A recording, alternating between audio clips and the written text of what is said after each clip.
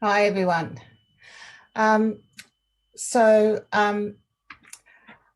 in terms of an overview, and thanks for the introduction, Peter, I'm going to sort of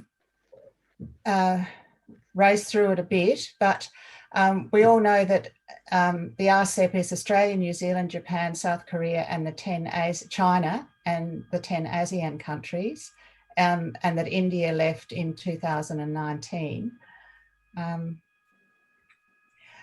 There's been no independent study of this economic or social impacts, but without India, it's worth much less to Australia because we have FTAs with all the other countries. Its main advantage is supposed to be common customs and other trade standards, but it doesn't have any labour or environmental standards. Now, there's no investor-state dispute system. That means that corporations are not able to sue governments under this agreement. There's no investor-state dispute settlement, but there is state-to-state dispute settlement, which is the normal form of dispute settlement that exists for all trade agreements. And the ISDS provisions are going to be reviewed in 2 years. I'll talk about those more later. But even the state-to-state dispute settlement doesn't apply to 8 of the 20 chapters. And this is also going to be reviewed 2 years after implementation as part of a broader review.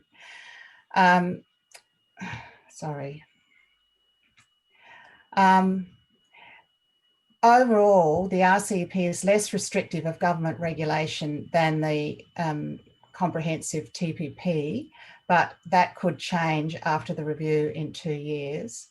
And the government has now postponed the parliamentary inquiry into the TPP, into the RCEP, so it's not going to begin for until February next year. Now, the other things I was going to look at are the investment rules, and those are in Chapter 10. Basically, these rules aim to encourage investment and reduce government regulation. And as I said, they're enforced by a state-to-state disputes process only. There's no provisions for corporations, individual corporations, to be able to sue governments. No ISDS, but it will be discussed after 2 years and be implemented only if all countries agree. Foreign investors have to be treated equally with local investors and no less favourably from those from other countries. And investors must have fair and equitable treatment, or FET, full protection and security, and be compensated for direct expropriation or nationalisation of their investment. But the definitions of fair and equitable treatment and indirect expropriation give more room for government regulation than in the TPP. And I'm happy to answer questions, more detailed questions about that if people have later. Now, the way the investment chapter works is that there's the rules in Chapter 10, and then there's a list of reservations in a document called Annex 3. And these are investments that are not covered by the rules. So the structure is a negative list for Annex 3, which means that all areas of investment are covered except those listed as reservations. And there's 2 lists in Annex 3. List A reserves existing regulation at state and local and some national regulations, but freezes regulation at current levels, which can't be increased. And this is known as the ratchet structure.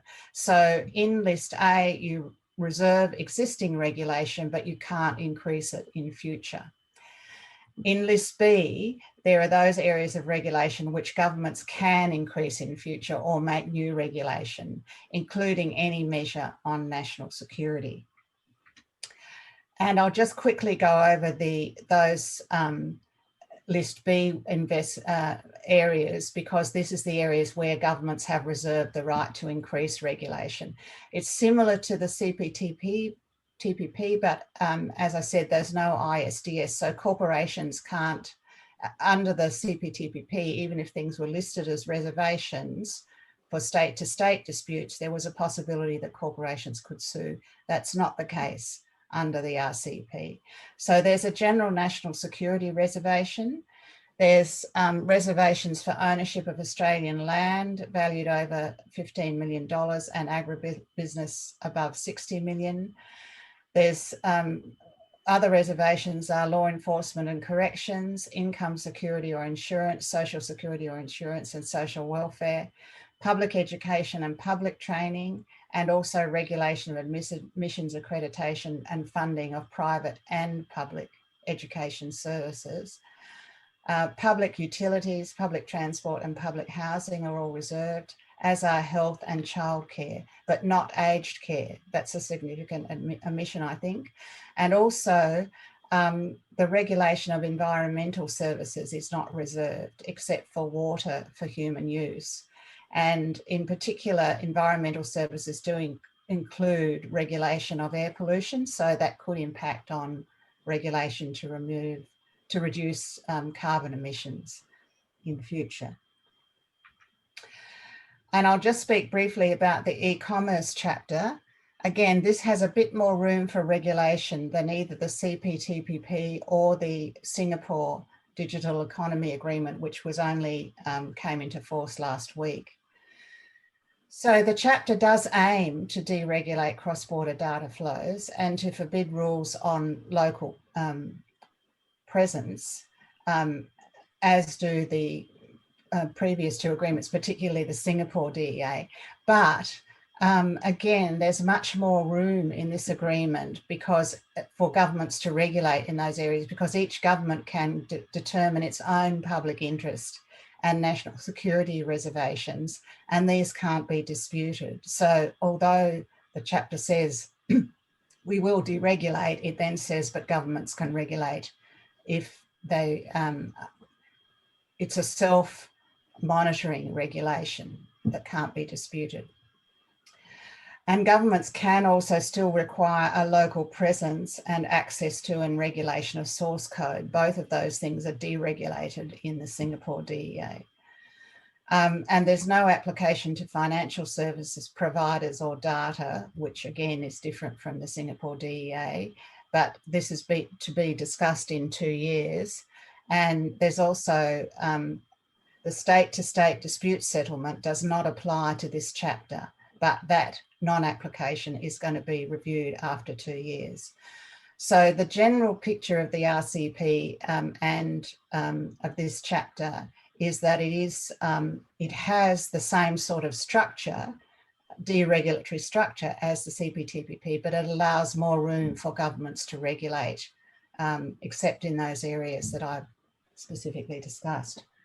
Rules on trade in goods, in particular, limit the possibility of industry development policies from government, because what they say is not only that you can't have tariffs in the long run, you should have zero tariffs, but you should also, government should not do anything which favours local industry. Now, there are some exceptions to this, but generally speaking, the framework is that it discourages governments from having positive local industry development policies. And of course, what we've learned from COVID is that we do have a lack of local manufacturing capacity in essential areas like health equipment, for example, PPE and ventilators. So the AMW and other unions have been developing a whole industry set of policy initiatives, and even the current government is saying it wants some industry development policies. So the RCEP kind of ignores all that, and its basic framework doesn't really favour that sort of development.